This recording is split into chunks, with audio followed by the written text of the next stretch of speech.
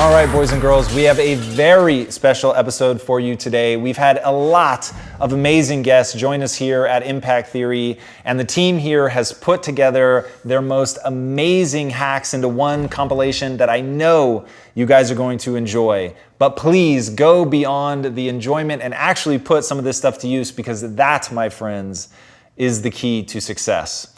All right, without further ado, take a look at our first hack. Hack number 1, how to never worry again. I want to start with something we can all relate to, and that is, how do you stop worrying and how do you stop listening to self-doubt? This is how you're going to do it. So all day long, you're going to have moments where your thoughts drift, and I use that word on purpose because for me, there is a physical sensation when you start to use the 5-second rule and you start to wake up. Not only on time in the morning, but you wake up to your life and the opportunities in your life. Your thoughts drift. Like you'll just be hanging out with your friends and then suddenly you're like, I'm not sure that person likes me anymore. I haven't heard from my kids lately. I wonder if they're dead, or, as a check, like you just start worrying about stuff. Why? Because it's a habit. Because when you're not paying attention, your brain shifts from you being a decision maker and paying attention to you just kind of spinning things on autopilot, and one of your habits is worrying. The second you wake up and you notice, holy cow, I'm talking some negative garbage to myself right now. 5, 4, 3, 2, 1. You've just shifted the part of the brain that you're using. You've shifted from the basal ganglia, which is where your habit loops are spinning, and you've awakened your prefrontal cortex. You've also interrupted that pattern. Now what you're going to do, because your mind is actually ready to receive a different thought because of the counting, now you can put in an anchor thought. Like if you have a mantra, if you've got a vision about the way that your business is going to turn out in 5 years, if you just have a thought that makes you really happy and proud, insert that. Now, why does this work? It works because of the counting. And I'm not kidding. We know, based on research, that positive thinking alone, not effective. In some instances, trying to force yourself to think positive can actually make the worries worse. Why? Well, the reason why is because it's really hard to just change the channel. What we have to do first is basically interrupt it and turn off the TV, and then turn it back on with the prefrontal cortex awakened. So the counting is essential. And so you can start using this today. You catch yourself talking garbage to yourself, 5, 4, 3, 2, 1, switch it back. Get back to that vision that you have about toasting your success, or this customer being really happy, or you being proud of yourself. Whatever that vision may be, you can control your thoughts. And this is not just us talking about it, this is a tool that you can use. Hack number 2, how to set better goals. The first question you ask yourself to identify your end goals is, what experiences do I want to have in life? And this is where you start writing down your experiences. And when I do this exercise, I ask people to take out a piece of paper, draw 3 columns. So if you're watching, do that right now. Take out a piece of paper, 3 columns. Top of the first column, you're going to write down experiences, right? And ask yourself, what experiences do I want to have? Who do I want to wake up with? What type of house do I want to live in? What countries do I want to visit? Where do I want to travel to? What adventures do I want to have, whether it's climbing Mount Kinabalu or hiking the Andes? What type of family life do I want? What dog do I want? The beautiful thing about experiences is often they don't require that much money. It's crazy. We associate money with happiness, but often the most beautiful experiences in life require no money. Almost any human being today can fall in love, can make a baby. These are some of the most profound experiences I've had. So the first thing is you make a list of your experiences. Now the second thing is you ask yourself this question. For me to be the man or woman who has all of these experiences, how do I have to grow? And here we come to the second list. See, I believe we are souls having a human experience here on planet Earth. But these souls are not just here to explore all of these wonderful things about being human. I believe as souls, as human beings, we crave growth. Human beings are growth-driven machines. And so you make that second list. And that second list is, how do I want to grow? How can I learn to be a better father, a better spouse, a better lover? What languages do you want to learn? Do you want to learn a musical instrument? Do you want to learn to write? Do you want to learn to play a particular sport or learn a particular skill? what many people don't realize about the world is that growth is a goal in itself. It's one of the key things that drive us forward as human beings, but very few people write down growth as goals. It's because the education system, which tries to teach us to grow through forced learning, makes many people dread learning. So growth becomes that second list. Now you have two lists, your experiences and your growth. Now you ask yourself the third question, and the third question is this: to be that man or woman who has all of these experiences, to be that man or woman who has grown in such a way, how can I give back to the world? And there's a very important reason for that question. The Dalai Lama said, if you want to be happy, make other people happy. And I believe that when you do these three most important questions, that third category is what truly leads to fulfillment. It's when you can take your growth, you can take your experiences and contribute to fellow souls, contribute to the human race. You've learned entrepreneurship, great, mentor someone, mentor a kid who wants to get there. You have the ability to sing, figure out how to use it to deliver, beautiful music, to inspire people. So your list of contributions becomes your steps for you to give back to the world, because that takes you beyond pure happiness into fulfillment. Now, when you have this list, experiences, growth, and contribution, this becomes your goal list. Everything else is just a means goal. Now, when I started creating this, I found that it allowed me to rewire my brain, to shortcut and bypass so many bullshit rules, to go straight to these final items, to go straight to ways I could contribute, ways I could grow, ways I could have these beautiful experiences. And often these were unconventional paths. Like when I started my company, I didn't work with any investors or VCs. I decided to start my own university, which is happening in Barcelona, but it all came because when you have done the three most important questions, you get to short circuit the rules of the culturescape and figure out shorter paths towards true human fulfillment. Hack number 3, how to master self-awareness. I, after that, wrote this thing called A Discourse on Truth. Right, and I had it bound up at Kinko's, and it looked really nice, and I had the perfect font, and I got A4 paper, and I made like 100 copies of it. And it was this like very highfalutin, kind of very pretentiously worded thing that went through truth and ways to know it and things like that. And I gave it to all my family and my friends who were like, what is this thing? This looks like you just, So, but it was so important for me. And when you learn how to listen to your own story and write it down, I think self-awareness is like an inevitable byproduct of that, because you get addicted to knowing what you think about something. Yeah, I think there's this weird state we all have. We're operating on old memories, and we're operating on things that we read but we haven't really retained. As soon as you start transferring that whole messy, cloudy, misty area of knowledge into explicit knowledge, you're going to start seeing a lot more in yourself and what's out there. And so my advice is to write, just write, and the rest will follow.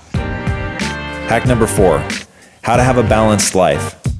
And I've always been a very reflective person. I've always been someone who will ask myself, every 6 weeks or so, am I happy? And it's a really simple thing. It's just like, it's either, the answers are either yes, or no. And I mean, that's, you know what I mean? And if it's a no, it's like, okay, well, am I doing things that while right now, maybe I'm not blissfully happy, are working towards something that I know will make me happy? You know what I mean? And am I generally happy with the idea of the trade-offs that I'm making right now, or that I have to deal with? Does that make me happy? And if that's a yes, it's like, okay, cool. But if it's still a no, it's like, oh, stop everything. Nope, this doesn't make sense. And so I've always been the kind of person who would check in, again, because I feel like... Do you have a system for that? Where you literally just say, every morning I'm going to ask myself this, or... No, I mean, I think there are 2 systems I really have. One was the check-in, which I do it's more like you can sense, if you take some time to be quiet, you can sense when you're not in equilibrium, and then that's when you ask. That's it. You should just running without taking a time to just know where you are, I mean, then there's probably going to be other symptoms where you're just overeating or overdoing this or not sleeping. Like people will be able to tell you, yeah, you don't look balanced if you asked them. So like, that's the time to ask yourself. And then the second thing is a list. And the key thing about that list is it's always more than what I could ever reasonably accomplish in that day, because I like to push myself. You always end up accomplishing still more than what you think. And I like to never feel satisfied with myself. And I've been doing those two things for 10 years, and that's why I'm here. Hack number 5, how to test the impossible. Now, one of the promises in the press kit was that you could test the impossible in 17 questions. Yeah. What are some of the questions? So the questions are actual questions that coincided with milestones or inflection points or just a fork in my own life. And some of them would be, for instance, what if I did the opposite for 48 hours? It's a very recoverable experiment, right? If it doesn't work, then I can always go back to what I was doing. Doing the opposite meant making my calls between, let's just say, 6:30 and 8:30, and then 5:30 to 7:30. And it was just a hypothesis. Maybe I can get a hold of the people I need to get a hold of more effectively when the gatekeepers aren't there. Right. And that's exactly what happened. Wow. And I started booking more meetings and closing more deals than the majority of the guys in the company. And it was just from asking that question. What if I did the opposite for 48 hours? And you can apply that to many, many things. Right? Some of the others would be, well, this is one I asked in 2004. If I had a gun against my head and could only work 2 hours per week, what would I do? I know it's impossible. What would I do? And that type of ludicrous question was necessary to break my thinking patterns and stress test my own assumptions of what was possible. And you find that that is a learnable skill. I'll give you another question that I think you'll really like, which is one of the 17. What can I learn from the people I hate the most? Wow. Now this does two things.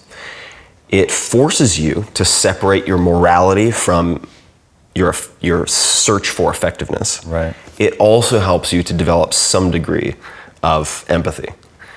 And those two are very powerful. So what can I learn from the people I hate most? Wow. Is a very, very useful practice. So I'll journal on that very often. In terms of patterns, we were talking about some of the things I've spotted. Meditation or journaling are performed by close to 100% of the people that I interviewed.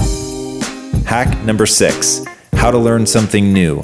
You said that once you decided that you had found a real problem, that you began reading voraciously on the topic. How do you approach, in fact, give us the real example of this. Like when you decide that you're going to get into that, how do you learn about it? Like your knowledge on this subject now is huge. If you are an expert in that field, my best advice is not to go do something in the space that you know a lot about. If you are an expert, you're only able to make an incremental improvement to the things that are already being done. So I always tend to, this is my seventh. Because you've limited your own way of thinking? Because you take many of the things as granted. That means the foundational things that you have, you take them as granted. Don't even question you don't even question them. That is how it is done.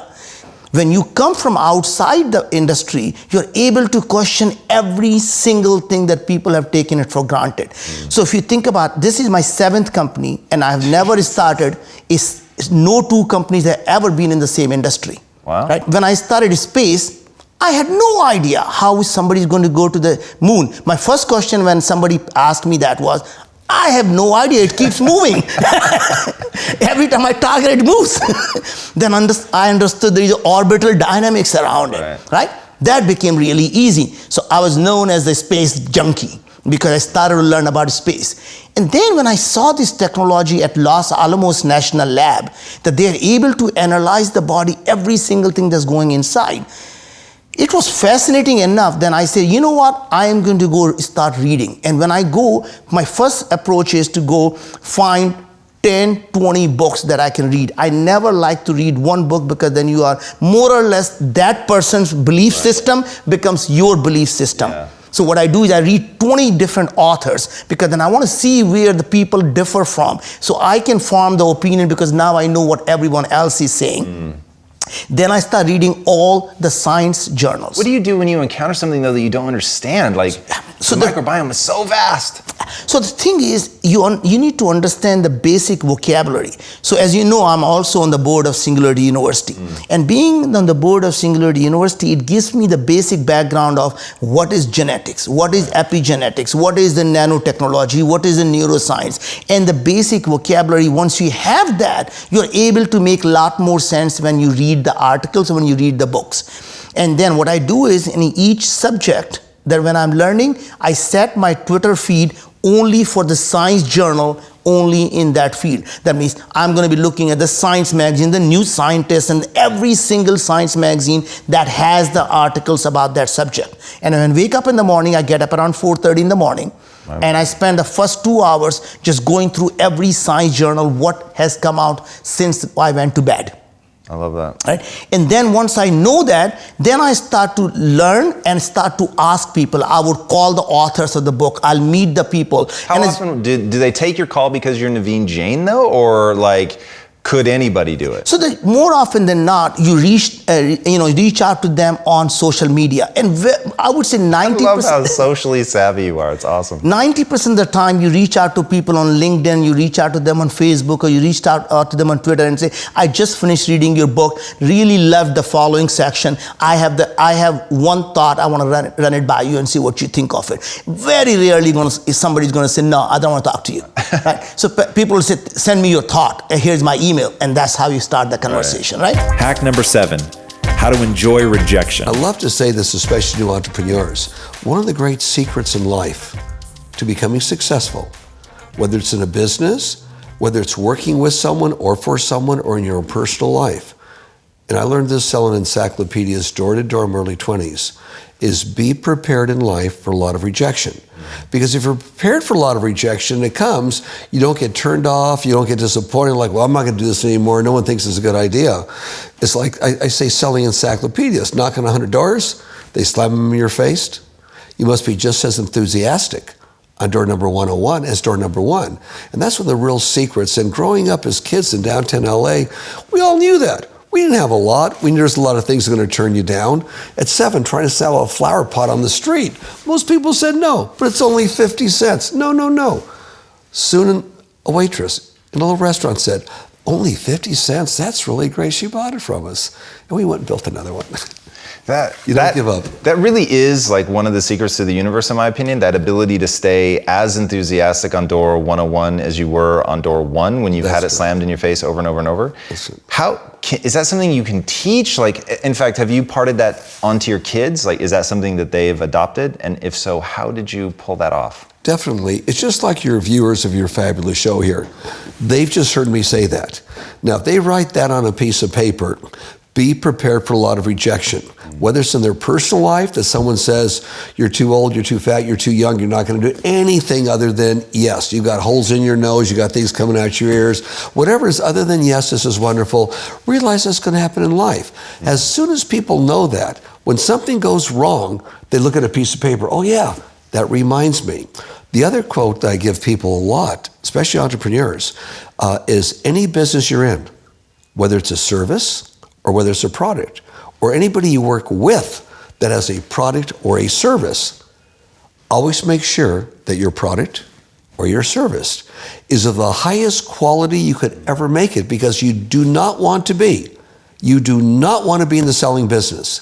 You want to be in the reorder business. Granted, you've got to tell somebody what your idea is, and how it's going to cure something they may need. But the quality has to be so good that after that they want to reorder it, or if it's a one-time item, tell friends about it. And if people think in whatever they're doing in life, be in the reorder business, whether it's with a personal relationship, whatever you see right now, you're going to see again and again and again. It's going to enhance. There'll be ups and downs. Here's my product. It's so darn good, you're going to use it. We started Paul Mitchell. We had no money, but we knew our product was so darn good that if we got in the hands of enough people, they're going to be reordering it because it was that quality. Service the same way. Hack number 8, how to create a comeback. What advice would you give to somebody in your shoes, a true world-class athlete? They've had this catastrophic injury. What's your advice to them? In that moment of uncertainty, when they don't know if they're going to be able to come back or not? I think really it's acceptance is where you need to end up. You talk about it in stages of grief. Everyone talks about injury as kind of like the stages of grief after death, almost, and not to be that dramatic. But to realize that it's okay how you're feeling, and kick, scream, cry, do whatever it is you need to do, let it out, but give yourself a time limit. So I said after my injury, so I had, and I was miserable, and I was, just a bear to be around. But I told myself, okay, I'm gonna give myself 2 weeks to be an awful person about this. And then you know what? I'm going to pick up and move on and say, what can I do now in this scenario? And really what it was, and what I found is I cut myself off, and then I looked at how can I make the best of this situation. And for me, that ended up in being able to do commentary work and being able to be on the course, be on the sidelines, support my fellow athletes, and actually take joy in their accomplishments, in their victories, instead of seeing them as competitors. Right. And so it's about reframing what you can do in that moment. For instance, I realized very early on when I was trying to become an attorney that I always had this notion that I wanted to be a prosecutor and on stage and things like that. And I realized I don't do public speaking very well, and that I would seize up, and it was awful for me. So I had to. I've seen you do public speaking very, very well. But it's one of those things that I've had to cultivate, and it's one of those things that I've had to practice. And so I think that the hard things, give you, cultivate that mental toughness. And people say, okay, well, how do I make it a habit, or how do I cultivate mental toughness? And I say that, well, that's what you do. You make it a habit, is that you don't give yourself the option, and something you pick something, put it into your routine, whether it's waking up 30 minutes earlier every day so you can actually get out the door to move your body, and you just don't think about it, and you don't give yourself the option to not do it.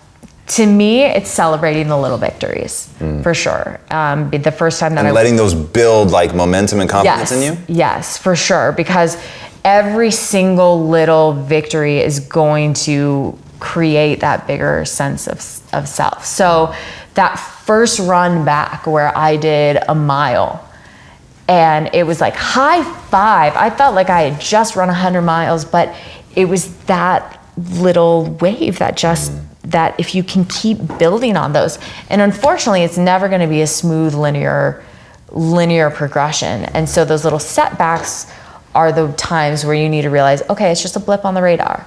And so it's kind of going to look like this, but as long as you can kind of see that goal towards the end and embrace that process, that's really how I've been rebuilding it. Hack number 9, how to come up with business ideas. You've said that it takes nothing more than insight and drive to be successful.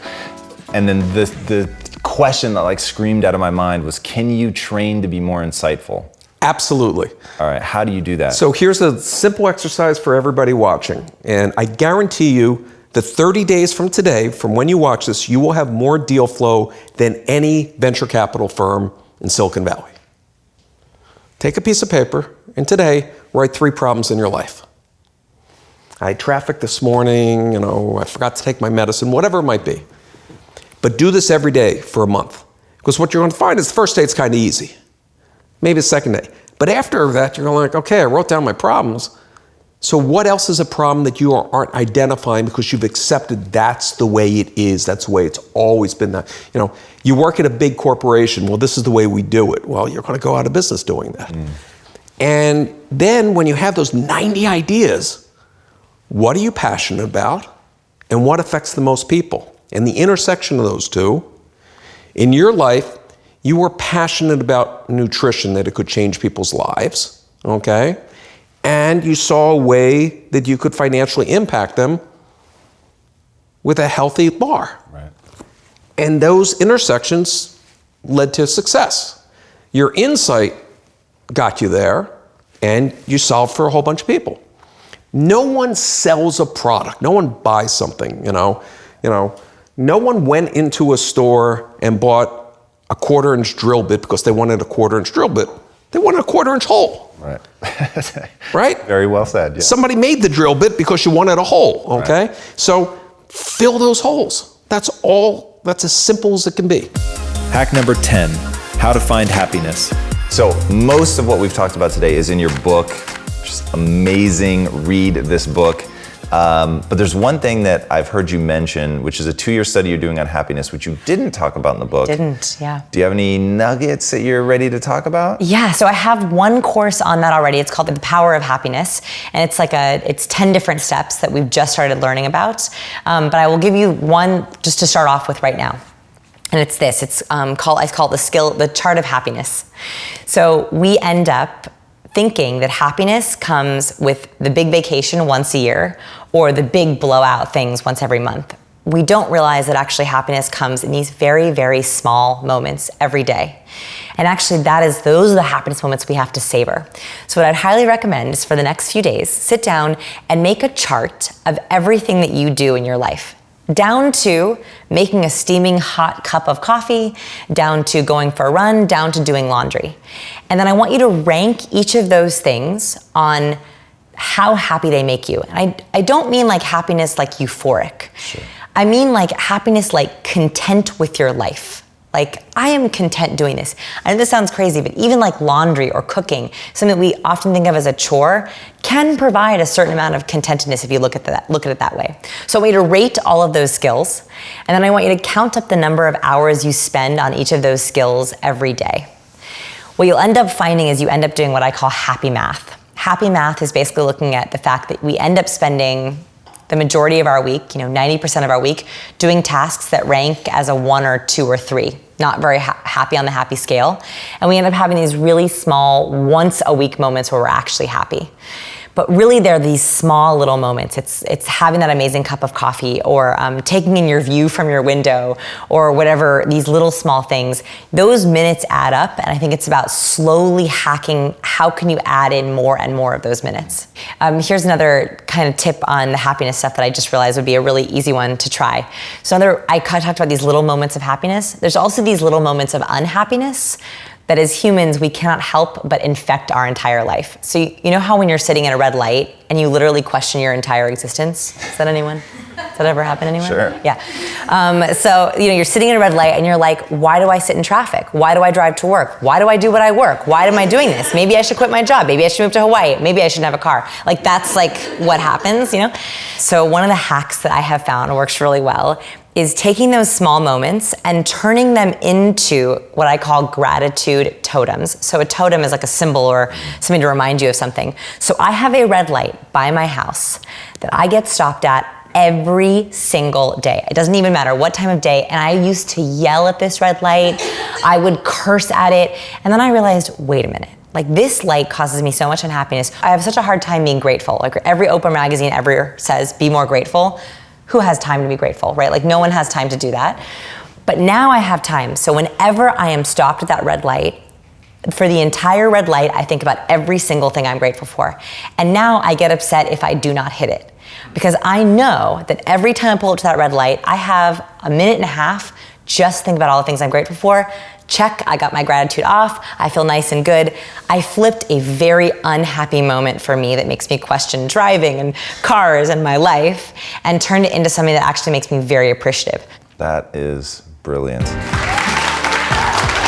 I hope you guys enjoyed that. And if you did, be sure to leave a review if you're on iTunes and Stitcher, or leave a comment if you're on YouTube. As you know, community is everything to us, so we love hearing from you guys. And if you want to see another compilation show like this, let us know and suggest any topics that you'd like us to cover. And this is a weekly show, so if you haven't already, be sure to subscribe. And until next time, my friends, be legendary. Take care.